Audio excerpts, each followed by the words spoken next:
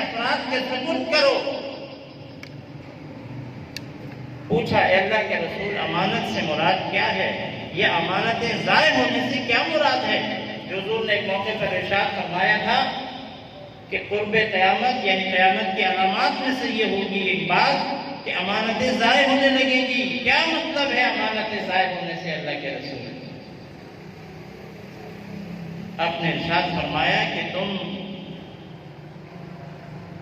ذمہ داریاں اقتدار پر ایسے لوگوں کو فائز کرو گے جو نااہل ہوں گے۔ یہ ہے امانت کے ضائع ہونے کا مطلب۔ کفار نے حملہ کیا، حضرت علی کو پایا، آپ تو نکل گئے تھے، ان کی آنکھوں کے سامنے سے نکلے تھے، یہ معجزہ تھا۔ آپ پڑھتے جاتے تھے وَجَعَلْنَا مِن بَيْنِ أَيْدِيهِمْ سَدًّا وَمِن خَلْفِهِمْ سَدًّا فَأَغْشَيْنَاهُمْ فَهُمْ لَا يُبْصِرُونَ۔ وہ دیکھ ہی نہ سکے۔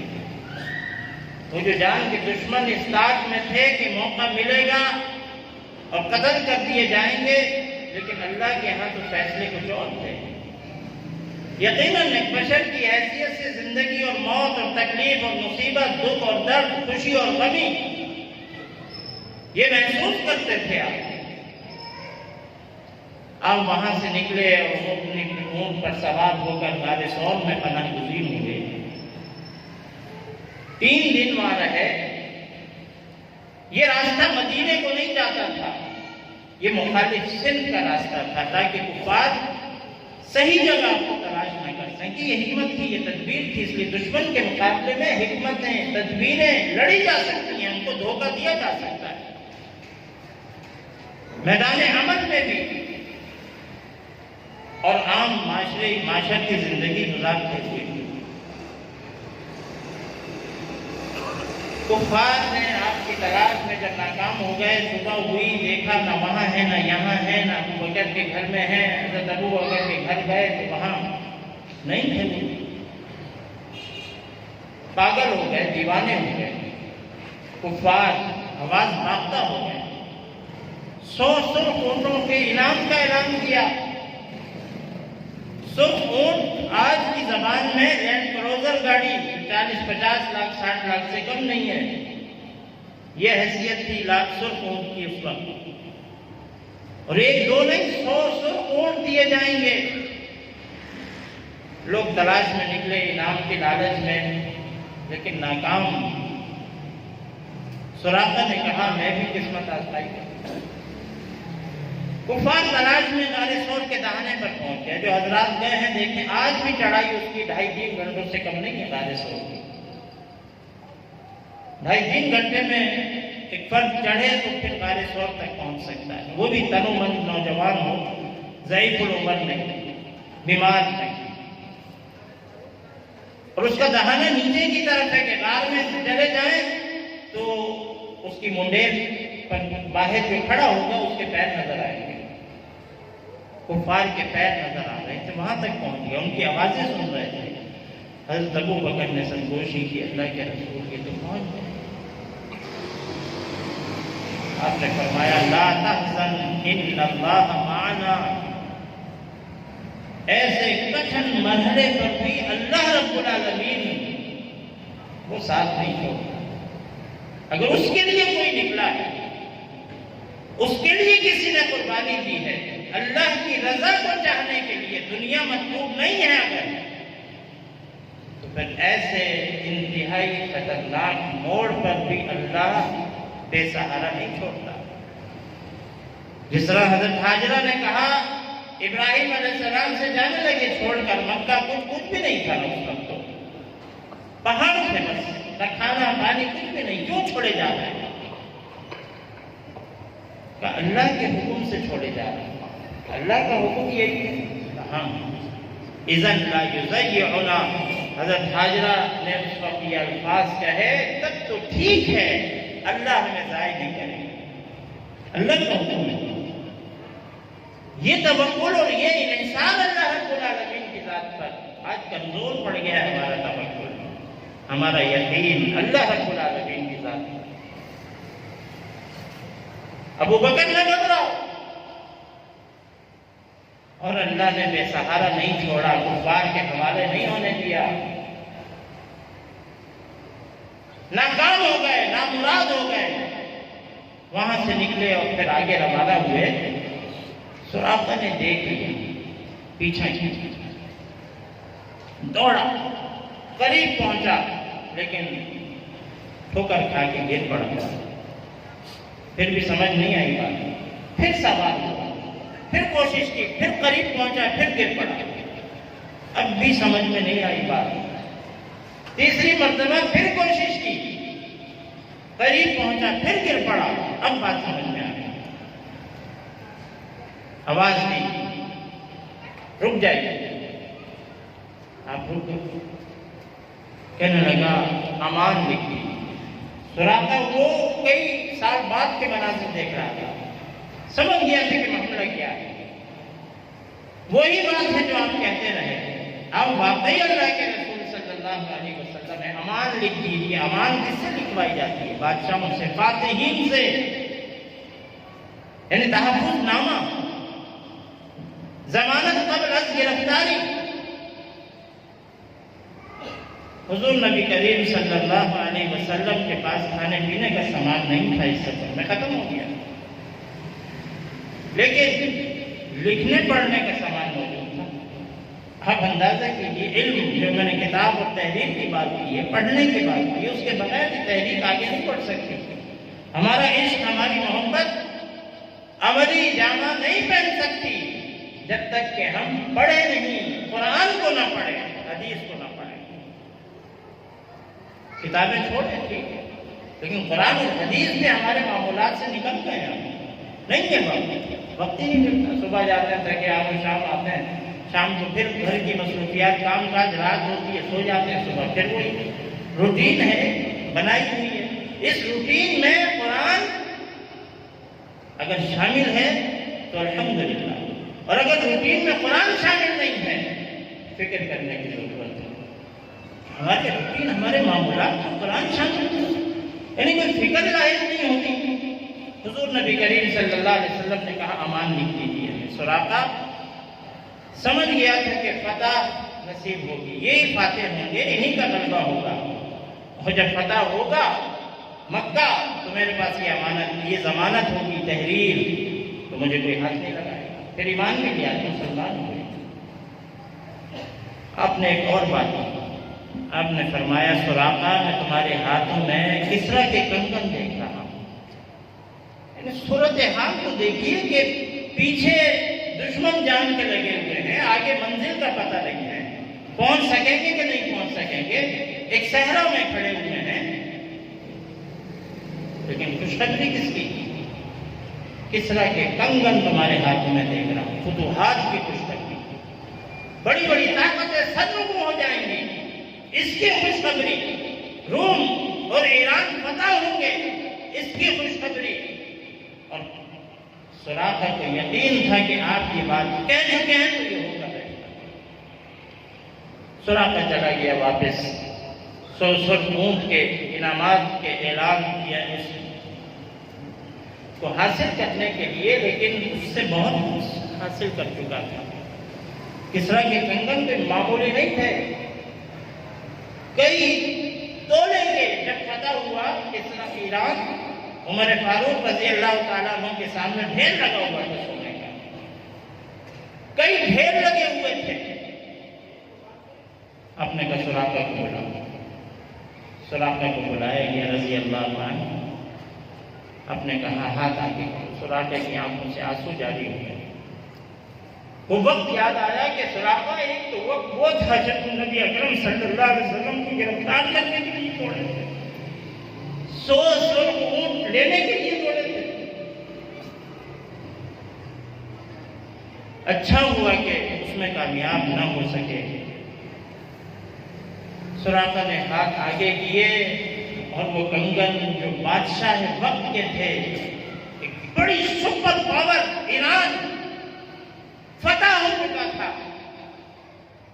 وہ سراقہ کے ہاتھوں میں پہنائے گئے علامتی طور پر، کیونکہ سونا مردوں پر حرام کر دیا گیا تھا، علامتی طور پر پہنائے گئے کہ عمر فاروق نے فرمایا، میں نے یہ بات سنی، روایت اس لیے میں اس بات کو پورا کرنے کے لیے کنگن تمہارے ہاتھوں میں پہنا رہا ہوں، پھر اتار لیے گئے۔ علم اور ہنر یہ مسلمانوں کی میراث ہے۔ الحکمت ضالۃ المومن، حضور نے فرمایا حکمت یعنی علم، ہنر، ٹیکنالوجی سب حکمت میں ہے۔ حکمت سے مراد وہ حکیمی والی حکمت نہیں، علم، ہنر، ٹیکنالوجی یہ مومن کی میراث ہے۔ آج کفار نے قبضہ کر لیا ہے، بدقسمتی ہے ہماری۔ حضور نبی کریم صلی اللہ علیہ وسلم آگے روانہ ہوئے، ام معبد کا خیمہ نظر آیا، وہاں چلے گئے، پوچھا کہ شوہر ہے؟ کہنے لگے پانی لینے کے لیے گئے ہیں۔ کہا اچھا کچھ ہے کھانے کے لیے؟ کہنے لگے نہیں ابھی تو کچھ بھی نہیں ہے، یہ بکریاں ہیں ان کا دودھ دہو لیں ہم۔ کہا کہ ان کے تھن تو خشک ہیں۔ اچھا آپ صرف اجازت دیجیے ہم دیکھتے ہیں۔ بسم اللہ پڑھ کر حضور نبی کریم صلی اللہ علیہ وسلم نے بکری کے تھنوں کو ہاتھ لگایا، وہ تھن بھر گئے دودھ سے۔ آپ نے کہا جتنے برتن ہیں لے آؤ، سارے برتن جو گھر میں تھے اس وقت دودھ سے بھر گئے۔ سیر ہو کر آپ نے بھی پیا، ابو بکر نے پیا، کچھ ساتھ بھی لیا، روایت میں آتا ہے۔ وہ انتہائی حیران ہوتی، اس وقت تو نہیں معلوم تھا کہ کیا ماجرا ہے اور کیا سلسلہ ہے۔ نام پوچھا، نام بتا دیا، آگے روانہ ہو گیا۔ ابو معبد آئے تو کہنے لگے کہ مسافر آئے ہیں، اشارات بتاتے ہیں۔ کہنے لگی ہاں چاند کا ایک ٹکڑا، اور جو پورا نقشہ کھینچا ہے ام معبد نے، بولتے تھے تو موتی جھڑتے تھے، تم کو نہیں نرم لہجے والے تھے، بہت لمبا قد نہیں، بہت بھوٹا جسم نہیں تھا، اور بہت تعریفات آپ کی جو کی ہیں انہوں نے ام معبد میں، حالانکہ اس وقت مکمل تفصیلات معلوم نہیں تھی انہیں بھی۔ اور پھر یہ دونوں میاں بیوی جب اسلام کی دعوت باقاعدہ یہاں تک پہنچی، مدینہ پہنچے اور اسلام قبول کیا۔ مدینہ والے انتظار میں تھے، منتظر تھے کئی دنوں سے، اب حالات بدل رہے تھے۔ یہ بھی ہو سکتا تھا کہ آپ کے لیے براق لایا جاتا اور پھر اس پر سوار کر کے تمام سختیوں سے گزرنا ہی نہ پڑتا۔ ابھی چند مہینے پہلے کوئی براق پہ سفر کر کے آپ مکہ سے بیت المقدس گئے تھے، سیکنڈوں میں سفر ہوا تھا۔ یہ آپ موجودہ دور کی ٹیکنالوجی کی طرف اشارہ ہے۔ معجزات جو دیے گئے انبیاء اکرام کو ہر اس دور کے علوم اور فنون کے مطابق دیے گئے۔ حضور نبی کریم صلی اللہ علیہ وسلم کو جو معجزات عطا کیے گئے وہ قیامت، کیونکہ آپ کی نبوت قیامت تک ہے، کوئی نبی اور کوئی رسول نہیں بن سکتا۔ جو دعویٰ کرے جھوٹا ہے، کذاب ہے، دجال ہے۔ آپ کا معجزہ بھی تا قیامت، یہ تیز رفتاری کا جو معجزہ ہے نا، تیز رفتاری دنیا کہتی ہے جناب ہم کہاں پہنچ گئے، لیکن براق اور پھر معراج کی سیڑھی، وہ سیڑھی جو اوپر چڑھنے کا ذریعہ تھی بیت المقدس سے آسمانوں پر، سیکنڈ میں یہ سفر ہوا ہے۔ اتنی تیز رفتار ٹیکنالوجی انسان ایجاد نہیں کر سکے گا، یہ چیلنج ہے۔ بہت تیز رفتار ایجاد کر لے گا، ہاں کر لیے گھنٹوں میں منٹوں میں بہت سفر کر سکتا ہے لمبا، لیکن سیکنڈ میں لاکھوں نہیں کروڑوں اربوں میل کا فاصلہ تھا کہ زمین اور آسمان کا جو فاصلہ ہے، اربوں میل کا فاصلہ ہے، یہ سیکنڈ میں طے ہو جائے۔ لیکن یہ نہیں کیا گیا، براق نہیں لایا گیا دوبارہ، اس لیے کہ دنیا کے اندر جو محنت شاقہ کرنی ہے، وہ جو آپ کو بلایا گیا تھا، اللہ تعالیٰ نے اپنے ہاں بلایا تھا، مشاہدات کروانے تھے، کیونکہ ہجرت اور جہاد کا سلسلہ شروع ہونا تھا۔ ان مشاہدات کے بغیر شاید اس طرح ممکن نہ ہوتا، اس لیے اللہ رب العالمین نے عینی مشاہدات کروائے تاکہ آپ بالیقین اور بالعین جو دیکھ گئے ہیں اپنے ساتھیوں کو، صحابہ اکرام کو بھی بتائیں ان انعامات کے بارے میں، تو وہ ہجرت اور جہاد کے لیے اپنی سر دھڑ کی بازی لگائیں۔ مدینہ والے منتظر تھے، وہاں مشرکین سے، مکہ والوں سے نہیں تھا۔ یہود کے 3 قبائل تھے، بنو قینقاع، بنو نذیر، بنو قریظہ، اور اوس اور خزرج کے قبائل تھے۔ برسہ برس سے رہ رہے تھے، لڑتے بھی تھے آپس میں۔ اوس اور خزرج چاہتے تھے عبداللہ بن ابی کو اپنا سردار بنانا ہے، وہ اس تیاریوں میں تھے۔ لیکن حضور نبی کریم صلی اللہ علیہ وسلم کے آنے پر اس کا یہ منصوبہ دھرا کا دھرا رہ گیا، اور عبداللہ بن ابی کے بجائے اپنے کے سردار، اب لیڈر حضور نبی کریم صلی اللہ علیہ وسلم تھے۔ آپ نے یہ نہیں کہا نہیں تم سردار تو اسے ہی بنا لو، یعنی جیسے آج ہم کہتا ہے کہ ٹھیک ہے حکمران تو وہ ہو، ہم تو بس اپنی نماز روزہ زکات یہی کریں۔ آپ نے سرداری اس کو نہیں رہنے دی، خود سردار خود کمان سنبھالی۔ یہود کے 3 قبائل سے معاہدے کیے کہ اس وقت حکمت یہی مناسب تھی، ان کو بھی موقع دینا تھا سمجھنے کا، ان کا بھی امتحان لینا تھا آگے کے مراحل میں۔ مسجد نبوی کی تعمیر ہوئی، بتایا گیا کہ مسلمان معاشرہ مسجد کے بغیر نہیں ہو سکتا۔ آپ خود اس کام میں، تعمیرات کے کام میں خود اینٹیں اٹھا رہے تھے، ایک جگہ سے دوسری جگہ لا رہے تھے، مزدوری کی آپ نے، بکریاں چلائی آپ نے، محنت شاقہ کیا صحابہ اکرام کے ساتھ، اپنے ساتھیوں کے ساتھ۔ ہوشانہ ٹھاٹ باٹ اختیار نہیں کیے، الگ تھلگ نہیں بیٹھ گئے کہ یہ میرا آپ حکم دیتے تو صحابہ نے عرض کیا اللہ کے رسول ہم ہیں، آپ کے چچا حضرت حمزہ آ گئے، آپ تشریف رکھیے، ہم کر رہے ہیں نا کام۔ آپ نے مسکرا کر پھر اینٹیں اٹھانا شروع کر دی۔ لیڈر وہ جو اپنے عوام کے ساتھ ہو، ان کے دکھ درد کو سمجھتا ہو، ان کے کاموں میں ہاتھ بٹاتا ہو۔ مسجد نبوی کی تعمیر ہوئی اور صفہ کا چبوترا بھی بنایا، جہاں پڑھنے پڑھانے کا سلسلہ جاری ہوا۔ بتایا کہ مسجد مدرسے مکتب کے بغیر نہیں، اور جہاں بھی مساجد بنی پھر وہاں مکاتب کا، درسگاہوں کا سلسلہ لازمی طور پر شروع کیا گیا۔ اس کے بغیر یہ تحریک آگے نہیں بڑھ سکتی۔ صفہ کے اس چبوترے پر 80 کے قریب صحابہ اکرام وہ تھے کہ علم کے حصول کے لیے مختص تھے، اڑنا بچھونا دن رات ان کا وہیں دور دراز سے بھی آئے تھے، تجارت کاروبار کے لیے وقت ہی نہیں تھا، نہ وہ اس کے لیے آئے تھے۔ باقی صحابہ اکرام تجارت بھی کرتے، کاروبار بھی کرتے، اور باریاں طے کرنی تھی کہ میں اس دن آؤں گا اور تم اس دن آنا، تو جس دن میں نہیں آؤں گا تو تم مجھے بتانا کہ اس دن کیا آپ نے کرنا ہے، کیا تعلیم۔ یہاں صرف قرآن اور حدیث ہی نہیں پڑھایا جا رہا ہے۔ میں پھر کسی موقع پر صفہ کے چبوترے کی تفصیل بیان کروں گا، کہ وقت نہیں ہے کیونکہ آگے بہت سی تفصیل باقی ہے۔ لیکن تعلیم، علم، ہنر، ٹیکنالوجی قدم قدم پر، اس کے بغیر مسلمان آگے نہیں بڑھ سکتے، اس کے بغیر ترقی نہیں کر سکتے، اس کے بغیر مقام عروج کو حاصل نہیں کر سکتے۔ اور قرآن اور حدیث تو اس کی بنیاد ہوگا، اس سے کٹ کر اگر کچھ اور علوم کو مد نظر بنا لیا وہ بھی کافی نہیں ہوگا۔ جب تک مسلمانوں نے اس میدان کو نہیں چھوڑا، علم، ہنر، ٹیکنالوجی، کامیاب رہے مسلمان، اور تمام بنیادی ایجادات مسلمانوں کی ہی ہیں، آگے دوسروں نے بڑھایا اور ہمیں گم کر دیا تعلیم کی اور آپ نے۔ اس کے بعد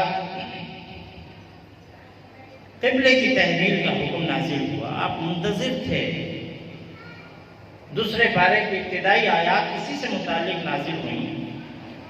اس سے پہلے بیت المقدس قبلہ تھا، اسی طرف رخ کر کے نمازیں ادا کی جاتی تھی، عبادت کی جاتی تھی۔ اب کیونکہ یہودی امامت کے منصب پر فائز نہیں رہے تھے، ان کو معطل کیا اللہ رب العالمین نے اس ذمہ داری سے یہود کو۔ اس سے پہلے وہ تھے اس منصب پر فائز، امامت کے منصب پر۔ خیر امت کے منصب پر.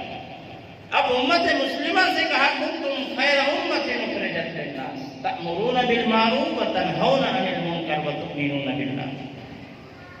آپ بار بار آسمان کی طرف دیکھتے کہ وہی نازل ہو، وہ پیغام آ جائے، وہ حکم آ جائے کہ قبلہ تبدیل ہو. بالآخر جبریل امین علیہ السلام قبلے کی تبدیلی کا حکم لے کر نازل ہو گئے، اور یہ علامت تھا کہ اب امامت یہود کے پاس نہیں ہے، مسلمانوں کے پاس ہے. ایک مرکز اور ایک محور عطا کر دیا گیا مسلمانوں کو. اور یہ بھی اس لیے تھا کہ بتایا جائے کہ قبلے کی تعمیر پہلے ہوئی تھی اور بیت المقدس کی تعمیر بعد میں ہوئی. وہ تو امامت تبدیل ہوئی، یہود کو دی گئی، اس لیے بیت المقدس کو مرکز اور محور بنا دیا تھا. لیکن انہوں نے اس منصب کی پاسداری نہیں کی، وہ عہدہ برا نہیں ہوئے اپنی اس ذمہ داری سے. ان سے کیوں کہ انہوں نے اقامت دین کا فریضہ انجام نہیں دیا.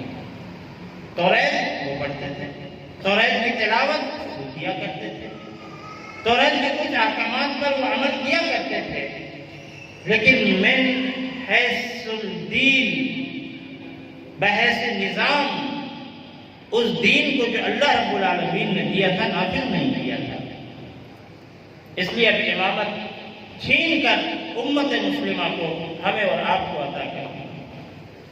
یہ قبلہ صرف نماز پڑھنے کے لیے نہیں ہے، اپنی توجہ کا مرکز، توحید کا مرکز، رسالت کا مرکز، عقیدہ آخرت کا مرکز یہ قبلہ ہے.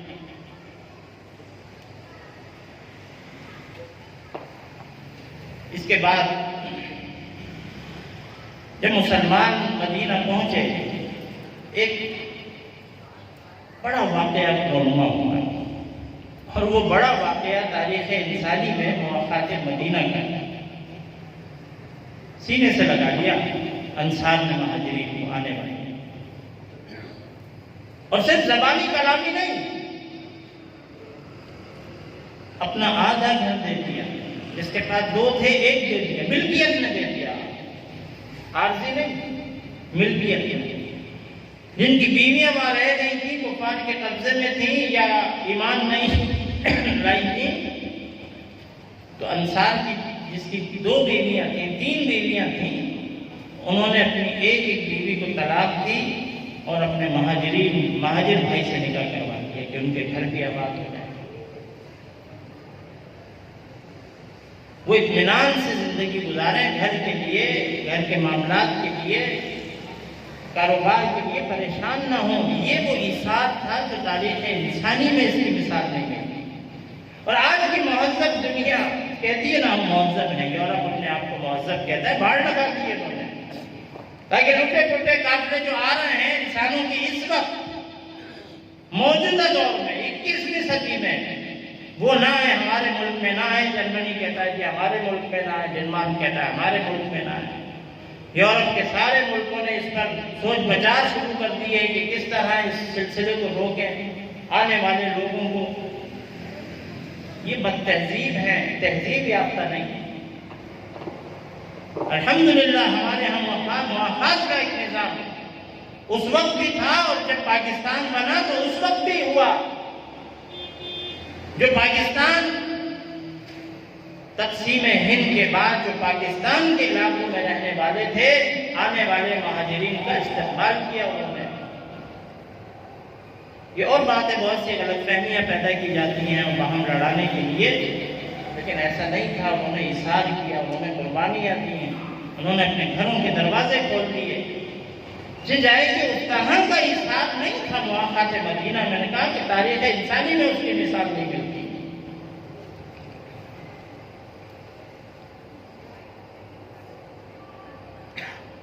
اس کے بعد انتہائی کٹھن مراحل کا آغاز ہوا. اب وہ دب کر مغلوب رہ کر ظلم نہیں سہنا تھا کفار کا. اگرچہ کبھی مسلمان لڑے نہیں تھے، اس طرح میدان عمل میں نہیں نکلے تھے، اور ابھی معیشت بھی مضبوط نہیں تھی، تعداد بھی اس طرح کی نہیں تھی. یہ سب باتیں ثانوی حیثیت رکھتی ہیں. یا ایھا النبی حرص المؤمنین علی القتال، حکم نازل ہوا اے نبی مسلمانوں کو قتال کے لیے تیار کریں۔ ہم کہتے ہیں جی پہلے یہ مضبوط ہو جائے، وہ مضبوط ہو جائے، پہلے معیشت مضبوط ہو جائے تو ہم مضبوط ہو جائیں، تو ہماری تعداد اتنی ہو جائے۔ یہ جذبہ ایمان، جذبہ جہاد اور جذبہ شہادت کے منافی بات ہے۔ اللہ کے رسول نے تربیت شروع کر دی، جذبہ جہاد پیدا کرنا شروع کر دیا، اور ابھی 2 سال کا بھی عرصہ نہیں گزرا تھا کہ معرکہ پیش آیا۔ بدر کے میدان میں کفار 1000 کا لشکر لے کے آئے تھے۔ سورہ انفال میں پوری تفصیل ہے، اور یہ بڑی حیرت کی بات ہے کہ قرآن مجید میں جہاد کا تذکرہ بڑی تفصیل سے اللہ تعالیٰ نے کیا ہے، اور اسی کو آج چھوڑ دیا۔ پوری صورتیں اس کے لیے نازل کر دی اللہ رب العالمین نے۔ پورا بدر کا پس منظر، پیش منظر، نتائج، عواقب، احکامات، فیصلے سورہ انفال۔ کفار کہاں تھے، تم کہاں تھے، ان کے خیمے کہاں نصب تھے، تمہارے خیمے کہاں نصب تھے، اونگ طاری کر دی، نیند طاری کر دی، بارش نازل کر دی، فرشتے نازل کر دیے، اور شیطان بھی موجود تھا انسانی صورت میں۔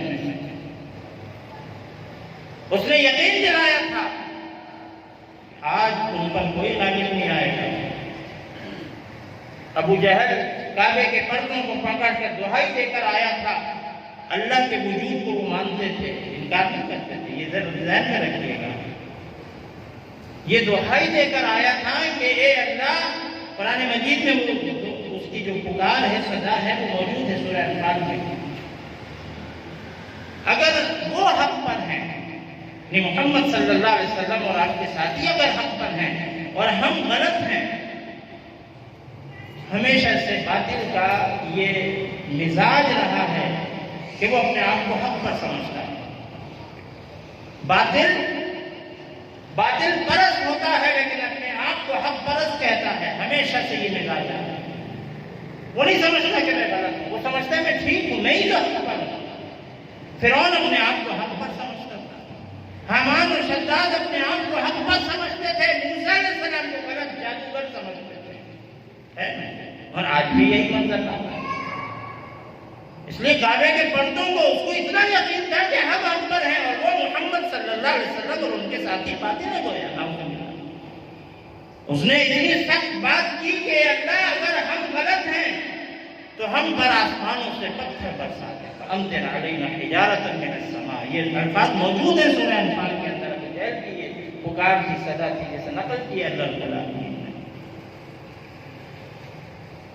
وہ اس یقین، اس جزم کے ساتھ نکلا تھا کہ بس یہ پہلا اور آخری معرکہ ہوگا اسلام کی کمر توڑ کر رکھیں گے۔ 1000 کا لشکر لے کر نکلا۔ حضور نبی کریم صلی اللہ علیہ وسلم بھی 313 اپنے ساتھیوں کو لے کر نکلے، چلو بدر کے میدان۔ آپ چاہتے تو مسجد نبوی میں بیٹھ جاتے، دعا کرتے، کوئی آیت کریمہ کا 1,00,000 دفعہ ورد کرتے اور دعائیں مانگتے۔ مجھے یقین ہے وہ دعا قبول ہوتی، اور ابابیل پرندے پھر ظاہر ہوتے، اور 1000 کا لشکر ابو جہل کی قیادت میں جو آ رہا تھا کھایا ہوا بھوسا بنا دیا جاتا۔ اس سے پہلے بھی یہ منظر ہو چکا تھا ابراہ کے لشکر کے ساتھ۔ تو کیا اب ممکن نہیں تھا کہ آپ تو حضور نبی کریم صلی اللہ علیہ وسلم بھی موجود تھے؟ لیکن پھر مسلمانوں کے اندر وہ بہادری، وہ شجاعت، وہ جمع مردی، وہ آنکھوں میں آنکھیں ڈال کر مقابلہ کرنا کیسے پیدا ہوتا؟ وہ پھر حجروں میں اور کمروں کے اندر بند ہو کر رہ جاتے ہیں، اور مصیبت کے وقت نہیں نکلتے۔ وہ جذبہ جہاد و شہادت پیدا کرنا تھا، وہ مرنے کے لیے لڑنا، اس کے لیے تیار کرنا تھا۔ 313 صحابہ اکرام، ایک صحابی کے ہاتھ میں تو کھجور کی شاخ ہے، منافقین مذاق اڑا رہے ہیں کہ لوگ کھجور کی شاخوں سے ہی تلواروں کا مقابلہ کرتے ہیں۔ اب رات کی تاریکی میں آپ نے دعا کے لیے ہاتھ اٹھائے، اے اللہ جس مدد کا تو نے وعدہ کیا ہے، اللہ میدان عمل میں نکلنے کے بعد دعائیں مقبول ہوتی ہیں، میدان عمل میں نکلنے کے بعد۔ حضرت جبریل امین نازل ہوئے اللہ کے رسول، اللہ تعالیٰ نے 1000 فرشتے، پھر 3000 فرشتے، پھر 5000 فرشتوں کی خوشخبری دی نازل ہوں گے۔ فرشتے نازل ہوتے ہیں مدد کے لیے، لیکن اہل ایمان کی اس جماعت کو اپنی پوری صلاحیتوں اور توانائیوں کے ساتھ اور مادی اسباب کے ساتھ میدان کے اندر نکلنا ہوگا۔ مسلمان فتحیات ہوئے، عتبہ، شیبہ، ولید، مایا ناز، سبع سالار ختم کر دیے گئے، اور بچوں نے مارا ابو جہل کو۔ بچوں نے، ابو جہل مرتے ہوئے کہہ رہا تھا مجھے افسوس ہے کہ سام کے 2 بچوں نے مجھے مارا۔ اس کو یہی افسوس رہا اور اب تک افسوس رہے گا، تا قیامت ہی رہے گا، اور مرنے کے بعد بھی رہے گا اسے۔ یہ اسپرٹ جو پیدا کی حضور نبی کریم صلی اللہ علیہ وسلم نے، فتح یاب لوٹے، غزوہ احد کا معرکہ ہوا، تھوڑی سی سختی آئی، گرفت میں آئے، حصار اور گھیرے میں، وہ بھی ایک آزمائش کے لیے تھا، لیکن کفار کو میں اتنی ہمت پیدا نہیں ہوئی پھر بھی کہ وہ پلٹ کر حملہ کرنے کے لیے آتے ہیں۔ بچی گچی جو قوت تھی مسلمانوں کی اس کو ختم کرتے، یہ روک تھا، دبدبہ تھا، اس لیے مکمل شکست نہیں تھی، اور غزوہ احد میں بھی مسلمانوں کی فتح تھا۔ جب ہم گر پڑے، دانت مبارک شہید ہو گئے، فوج کی کڑیاں آپ کے گال مبارک میں دھس گئی، افواہ اڑ گئی کہ آپ شہید کر دیے گئے ہیں، صحابہ اکرام کے حسام فتح ہو گئے کہ یہ بشری تقاضے تھے۔ اس وقت اگر کوئی حضور نبی کریم صلی اللہ علیہ وسلم کی حفاظت کے لیے گھوڑے پر سوار ننگی تلوار لیے دوڑ رہا تھا تو حضور نے بعد میں فرمایا ام عمارہ تھی، صحابیہ خاتون حضرت ام عمارہ۔ خواتین کو بھی اتنا مضبوط اور بہادر ہونا چاہیے، دین اسلام کی حفاظت کے لیے نکلنا پڑے تو نکلنا چاہیے۔ اپنے تعریف کی حضرت ام عمارہ کی کہ میں جہاں دیکھتا ہوں ام عمارہ نظر آتی، دائیں دیکھتا ہوں ام عمارہ، بائیں دیکھتا ہوں ام عمارہ، سامنے دیکھتا ہوں ام عمارہ۔ خواتین اسلام کو ام عمارہ رضی اللہ تعالیٰ عنہ کو آئیڈیل بنا رہے ہیں، تمام صحابیات آئیڈیل ہیں، تمام صحابہ ہمارے لیے آئیڈیل ہیں، حضور نبی کریم صلی اللہ علیہ وسلم آئیڈیل ہے، حضرت فاطمہ، حضرت عائشہ، حضرت خدیجہ ہمارے لیے آئیڈیل ہے، خواتین اسلام کے لیے آئیڈیل ہے، وہ ہونی چاہیے۔ یہ جو سلسلہ شروع ہوا تھا 1 2 3 4 جنگوں کا نہیں تھا، ہر مہینے، ہر دوسرے مہینے، ہر تیسرے مہینے ایک لڑائی تھی، چھوٹی بھی اور بڑی بھی۔ بڑے لشکروں سے بھی مقابلہ تھا، چھوٹے لشکروں سے بھی مقابلہ تھا۔ غزوہ خندق، جس میں کلیجے حلق کو آ رہے ہیں، خندق کھودی گئی تھی، ایک نئی تدبیر سے جنگ لڑی گئی کہ نئی تدبیریں اختیار کرنی چاہیے کفار کے مقابلے میں۔ کفار جب پہنچے حیران رہے، یہ کیا، اس طرح تو کبھی لڑائی نہیں ہوئی تھی عرب میں۔ حضرت سلمان فارسی رضی اللہ تعالیٰ عنہ کے مشورے پر یہ ٹیکنیک استعمال کی گئی تھی، لیکن وہ کٹھن مرحلہ، اس کا تذکرہ اللہ رب العالمین نے سورہ احزاب میں کیا ہے۔ بڑا سخت مرحلہ تھا، اتنا سخت کہ کلیجے منہ کو آ گئے، لیکن اللہ رب العالمین نے فتح نصیب فرمائی۔ ثابت قدمی، جواں مردی، بہادری، شجاعت، قیادت کا، اپنے عوام کے اندر رہنا۔ پتھر پر اگر ایک پیٹ پر پتھر باندھا ہے، ایک صحابی نے شکایت کی نا اللہ کے رسول بھوک کی شدت سے، آپ اندازہ تو کیجیے، کھانے کے لیے نہیں، بھوک کی شدت سے پیٹ پہ پتھر باندھ دیا ہے۔ کیا ہماری زندگی میں کبھی یہ مرحلہ آیا؟ الحمدللہ، شکر کرنا چاہیے، ٹھیک ہے نہیں آیا، لیکن شکر پھر بھی نہیں ہے ہماری زندگی میں، نا شکری، نا قدری۔ اللہ کے رسول صلی اللہ علیہ وسلم نے اپنا کرتے کا دامن اٹھایا، وہاں 2 پتھر کی زیادہ شدت کی وجہ سے دو پتھر لیکن میدان جہاد نہیں چھوڑا کہ پہلے معیشت کو مضبوط کر لیں، پہلے کھانے پینے کا انتظام کر لیں، کفار کا مقابلہ کر لیں، معیشت مضبوط ہوتی جائے گی۔ جب تک مسلمانوں نے جہاد کے اس راستے کو نہیں چھوڑا، اب تک 200-300 سال پہلے تک کم و بیش مسلمان فتح یاب بھی تھے، ان کا نظام بھی دنیا کے اندر تھا۔ خلافت بنو امیہ کے بعد بنو عباس اور اس کے بعد خلافت عثمانیہ، خوشحال بھی تھے مسلمان۔ 1835 میں لارڈ میکالے نے بر صغیر کا دورہ کیا، اس نے رپورٹ کی، اس نے پارلیمنٹ کو برطانوی کہ بر صغیر میں مجھے کوئی فقیر نظر نہیں آیا، مسلمانوں کی حکومت ایک طرح سے، اگرچہ طوائف الملوکی کا دور تھا، لیکن خوشحالی اتنی تھی، نظام اور سسٹم مسلمانوں کا چل رہا تھا، کچھ خرابیوں کے باوجود دنیا کے اندر امن تھا، عدل اور انصاف قائم تھا۔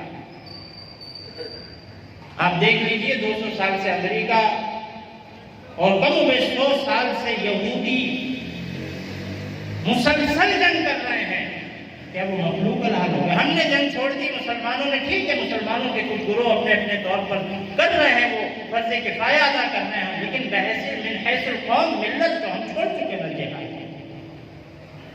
بلکہ یہ کہنے میں کہا جناب یہ دہشت گردی ہے، امریکہ نے سمجھایا، ہم نے کہا یہ دہشت گردی، ہم نے نام لینا تک چھوڑ دیا جہاد کا۔ ایسا بھی وقت آیا، ڈرنے لگے، خوف کھانے لگے اسلام سے۔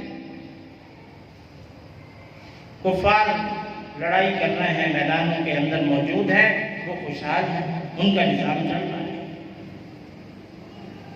حضور نبی کریم صلی اللہ علیہ وسلم نے یہ اسپرٹ پیدا کی، غزوہ بنی المصطلق ہوا،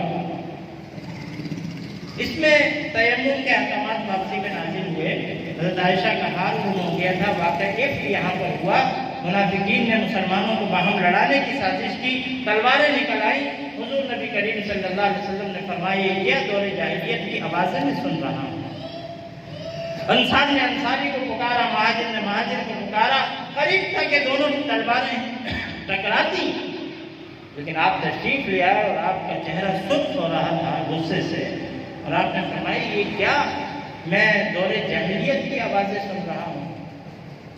تو فوراً تلواریں سے واپس ہوئی، منافقین کی وہ سازش ناکام ہوئی۔ یہ منافقین، یہ یہود و نصارہ کی ترکیب ہے، تدبیر ہے کہ وہ مسلمانوں کو باہم لڑاتے ہیں۔ اس لیے آپ نے فرمایا من دعا الی الاسویاء فلیس منا، من مات علی الاسویاء فلیس منا، من قاتل علی الاسویاء فلیس منا، جس نے عصبیت قومیت کی طرف بلایا کہ میں مہاجر ہوں تو آ جاؤ جناب مہاجر، میں سندھی ہوں تو آ جاؤ وہی سندھی، پٹھان ہوں تو آ جاؤ پٹھان، عرب ہوں تو آ جاؤ عرب، عجم ہوں تو آ جاؤ عجم۔ حضور نے فرمایا جس نے یہ کام کیا اس کا ہم سے کوئی تعلق نہیں۔ مسلمانوں کو کمزور کرنے کا کہ جو بھی سازشیں ہیں، جو بھی ترکیبیں ہیں، ان سے باخبر رہنا